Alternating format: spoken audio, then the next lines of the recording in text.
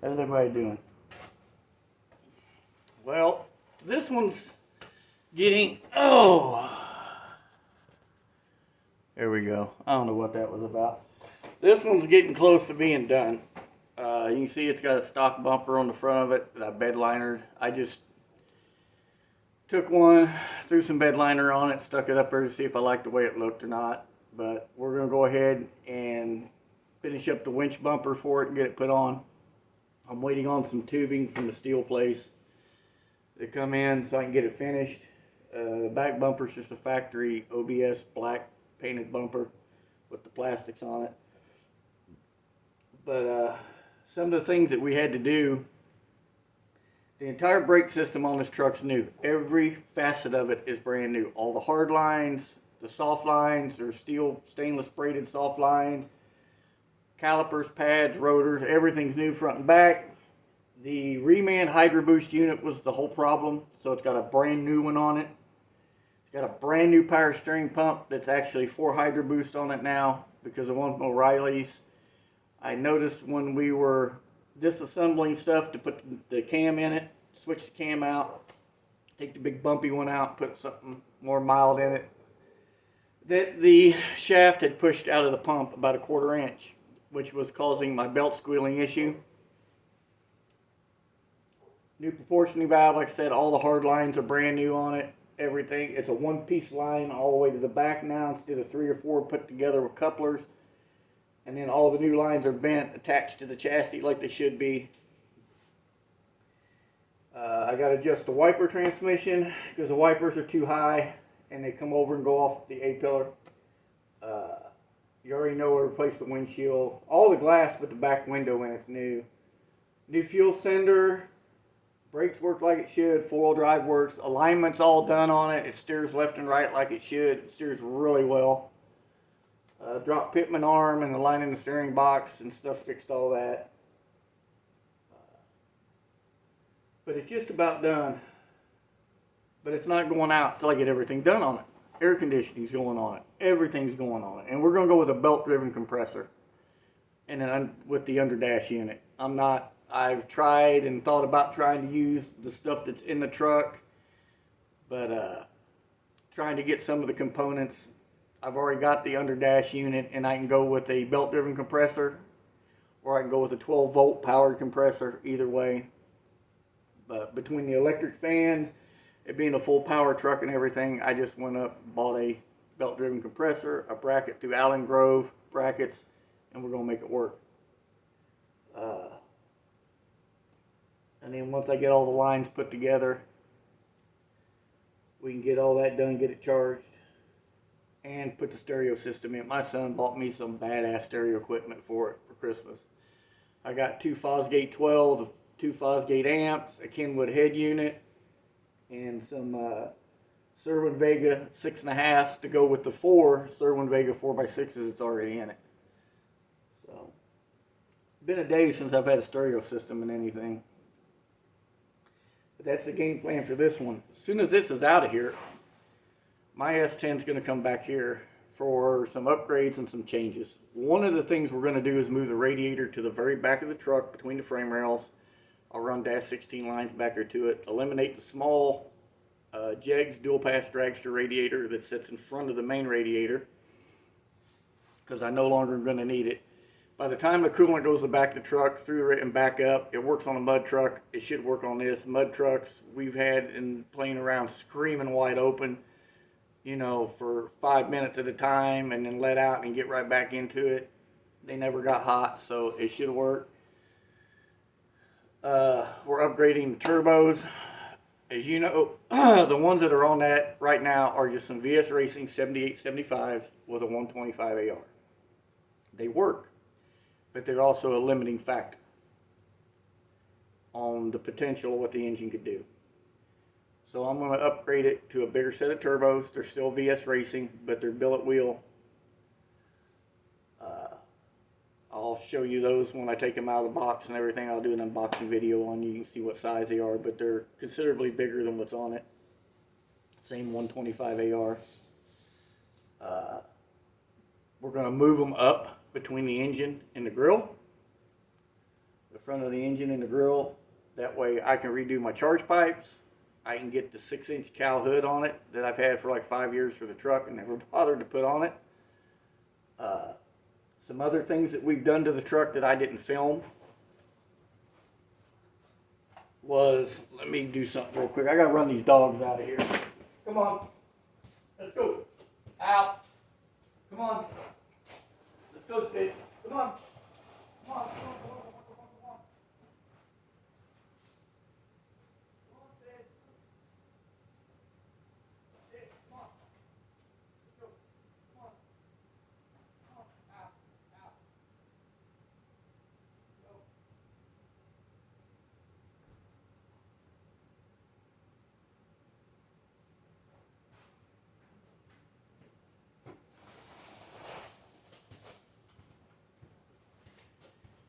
Alright, I've got mouse bait put out and the little dogs can get to it and I don't want them eating it, so I just run my little pug out of here. But once we do all that, I can get the hood on it. It's been here forever.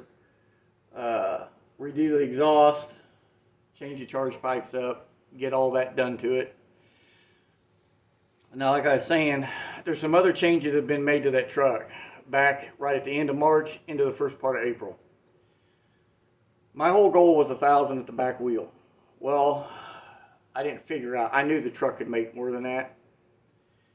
But the limiting factor was a transmission that's only rated for 900 horsepower. It had, at the time, a level 4 from FTI in it, Turbo 400. They rated it 900. The converter, which is the 800 horse rated Summit converter. I'm like, you know, a little bit more power I think will be all right. If I'm between 9 and 1,000, I'd be happy. Well, I wanted to make more. So, we went ahead and made the first change. The first change was I ordered a level 5 with an Ultra Bell Turbo 400 from FTI, rated at 2,000 horsepower, about twice what the level 4 cost, but the level 4 is going to go on my son's 98 S10 behind his 6.0, so that wasn't money wasted. And another converter, different converter for it that's set up for what the engine is. The second upgrade we did to it is we took the 8.8 out, which I had narrowed, had 35 spline axles in it. It didn't have a spool, it's just a locker because I drive the truck on the street. It's not a dedicated race truck. The 9-inch that we put in it from Curry that's braced and everything, it's still got a locker in it. It's a posi, whatever you want to call it. It's not spooled. Still the same gear. The 8.8 is also going in my son's truck, so that wasn't money wasted. That was the game plan from the start with the rear end. Transmission, not so much. Rear end, yes. And the other thing was the turbos. Them 78, 75s on a 509-inch motor. They work, but I feel they're a little bit to the side of being small. They have a limit to what they can do. So, the other thing too we did is I sent the carburetor back to IRD, told John what we're doing,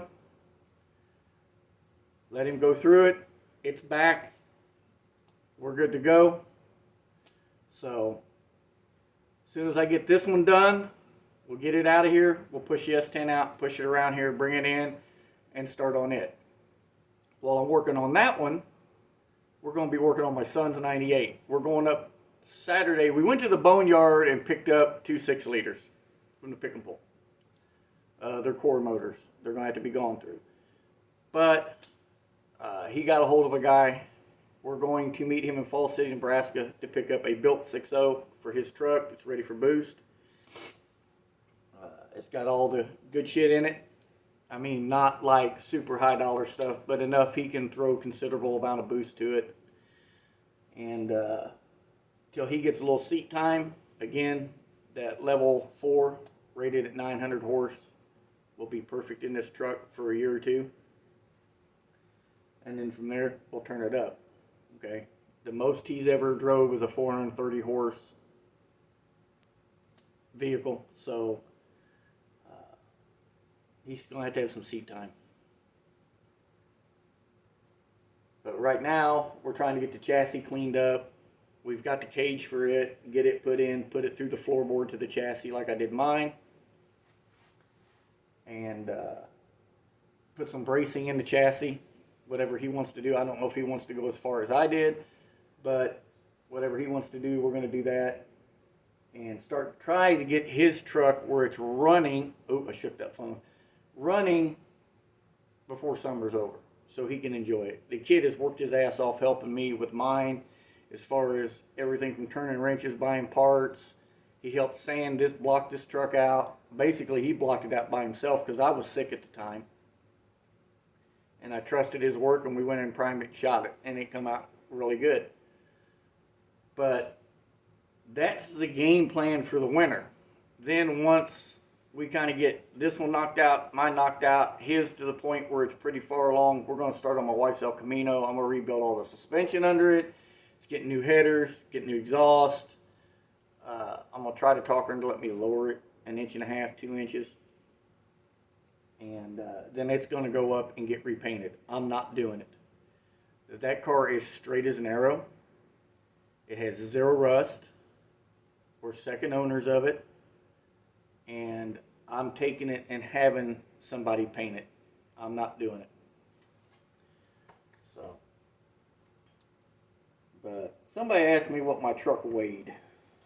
I don't know what it weighs, but I thought I'd share some pictures with you guys.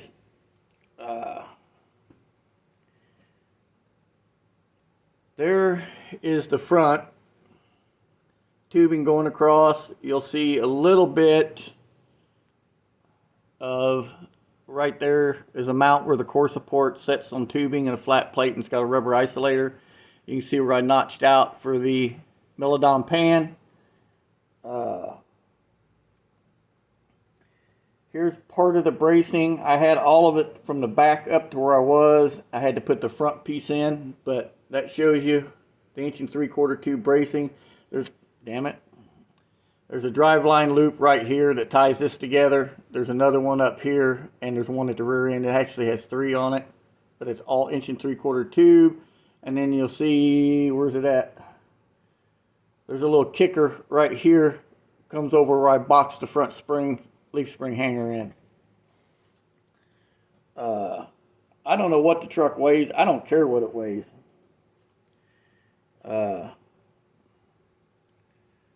There's the beginning of it, where I brought the tube up and tied it into this one. Then I come off the back of it and go back. And then this was cut to get in here and weld, which also was coincidentally where the original radiator was going to go originally in the bed, but I was afraid that shit would get thrown in there on top of the fans and everything, and I didn't want that. Plus, it's a dead air space right behind the cab.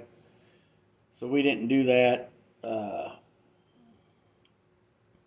See if I got any others in here that show where I notched the cross member out. There's the level 4 FTI the day I got it 2 years ago and took it out of the box. Thanks UPS for turning it upside down and the whole bag being full of transmission fluid that it was encapsulated in.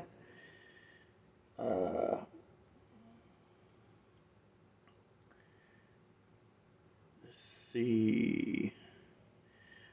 Oh, there it is. That is all the more I cut that cross member out and plated it back in, and I put a piece of tubing in right here to stiffen it up, and then there's a plate. Damn it, this phone would stay awake.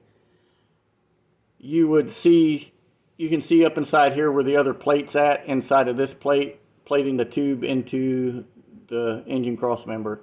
But that's it, and you need to cut that offset.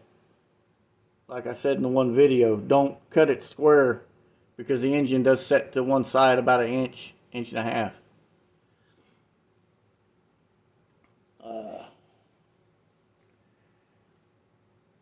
Let's see if I got any others.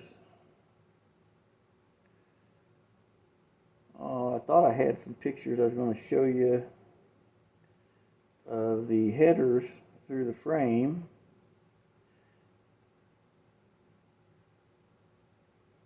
There we go.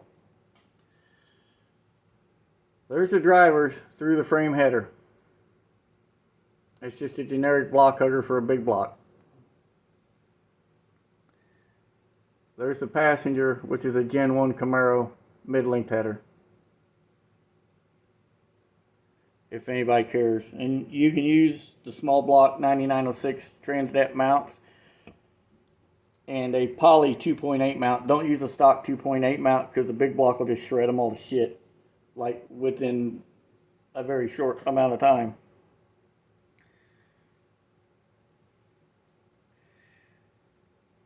There's that body when it was on was still a 2-wheel drive chassis, but I had full-size axles under it. Had a big block in it. I've done it 4-wheel drive. I've done it 2-wheel drive. You turn. Yeah, there's the mild 454 that was in it when it was 4-wheel drive. And if you look close, you can see K30 C30 radiator for 7072 pickup is what was used. Top hoses, fan shroud, and a mechanical fan, all off a 70 to 72 Chevy truck. You don't, it's all about measurement, using what you can use. Matter of fact, here. There's the fan shroud, radiator recessed in the core support, and the fan. All off a Chevy, full-size Chevy 7072 pickup.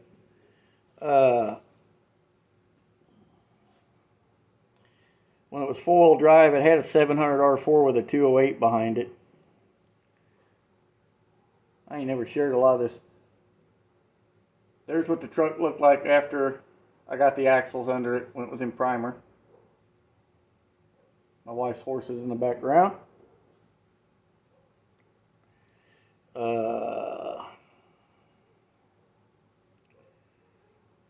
When I talk about this being a family thing, let's see. And for everyone that don't say it, I used that truck just like a truck. There it is, hooked to my 20-foot car trailer with brush and shit on it. I actually hauled another S10 with it.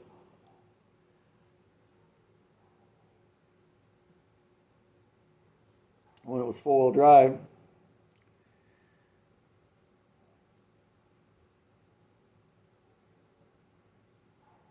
But I thought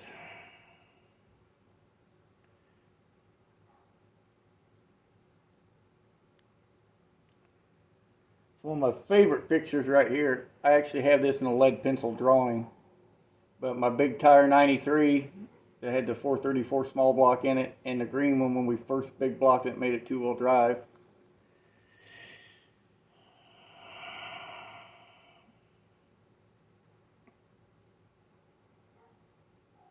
That red one was clean enough you could eat off of it anywhere.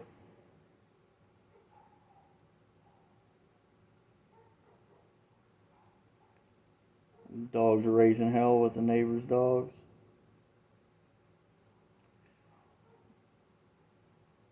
There's a couple pictures of it back when I was painting it. Truck's got a lot of history. I've owned the body since 2007. Every one of my kids have worked on it, sanded on it, wire brushed on it, done something to it. My daughter, both my boys.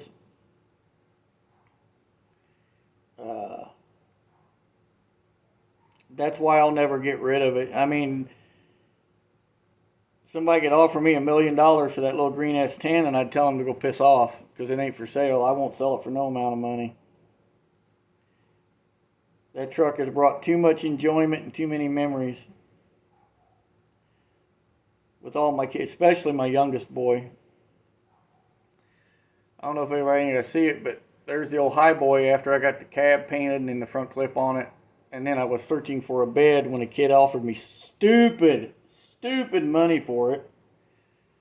And my dumb ass sold it. Trying to see if I got a picture of,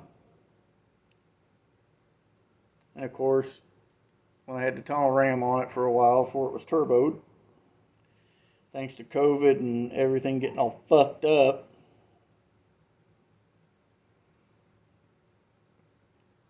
If anybody wants to know, Right there's where I paid IRD John Bittler for that carburetor. If you want to know what one cost through him. I ain't got nothing against Kevin at CSU, but John built me a hell of a better carburetor. You know, he actually set it up for oxygenated fuel and everything else on the metering plate package on it.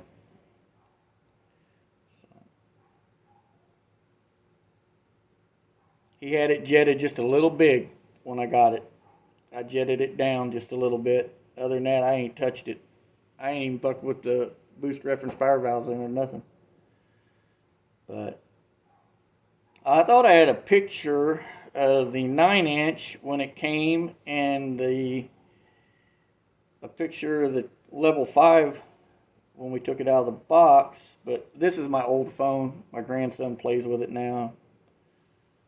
But I thought I had pictures in here of it. But I don't. A few pictures of it when it was getting painted. Told you it's engine enamel. Rattle can primer, rattle can engine enamel, and everything's got a big old 3 coats of Nason clear coat over it.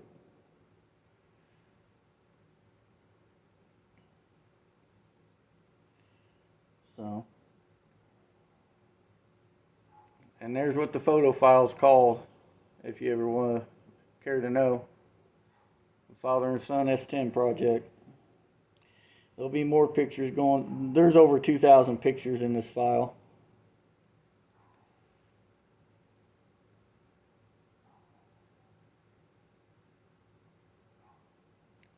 But that's the game plan. We're going to do some upgrades to the S10, redo the exhaust so it ain't out the fender where it's hazing back in the windows when you're cruising it, and move the turbos, get the hood put on it. Next winter, I'm going to repaint the truck the same color as this, and then accent it with the grabber green. But even my grandson's been out here helping me work on it. He loves the truck, both of them. That's actually his truck. He'll tell you that truck's his. So,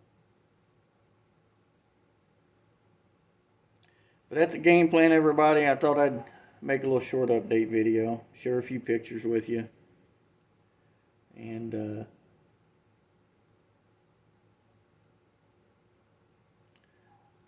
there's the header spacers that I run on it currently to kick the headers out far enough away from the valve covers so you can get to the damn bolts. I bought a set of the same headers that are for a C10 pickup, and CX Racing finally spaced them out a little further than they did on Chevelle headers, so you don't have to run a spacer and run a tall valve cover. I have a set I bought, and if mine ever crack or anything, I'll swap them out. But right now I'm not going to. It's working. It don't leak. So I got 3-inch ARP studs screwed into the heads, and then the copper gasket spacer, copper gasket header, and then it's all clamped down with 3/8 12-point ARP nuts. But grandson playing with the engine, turning it into a gear head already. So, but that's it, everybody. I'm gonna cut it off here. So get this one finished, get it the hell out of here, start driving it. Get the S10 in here and knock out some shit on it. And then, because I want to turn the boost up on it. Ain't no reason why that truck won't make 1,500 horsepower all day long. The block will handle it. And another thing, so you guys know, that block, it's just a GM Performance 4-bolt block. All main caps are 4-bolt. But we filled it, hard filled it up to the bottom of the water pump passages with some epoxy shit, not that cheap Moroso concrete crap that's been around since the Mayflower come over. But I can't think of the name of it now, but the machine shop recommended it. We filled it, machined it, built it, and put it in. And I run it around on 180 degree thermostat all damn day when it's 95 degrees out and the truck won't overheat. I can beat on it, and it'll get a little warm, then it cools right back down. That's why it's got 2 radiators in it. So, and getting rid of the radiators and the coolant weight and all that shit will get some of the weight off the nose of it. And then while we're doing all that on the front end, we'll get a few things changed on the front. I already put the coilovers and Viking on it, the spawn lower control arms, and the new piston brakes front and back. That's all done also. And I did video some of that, so I could post it. I just got to remember where it's at, and it's actually on this phone, my old phone. And that's what I was kind of looking for right now. But there's so much on here, I'd have to sit down and go through all of it. There's over 5,000 pictures total of the truck on this phone. So, and then I got some on an SD card. But, yeah. The truck's a badass. Has the potential to be a badass, I should say. Anyway, there you go. Update. I'm going back in the house. It's like 28 degrees out here and my fingers are getting numb and the dogs are consistently raising hell with something. So till I get back out here and do something and you guys get to see something, stay safe. God bless. Later.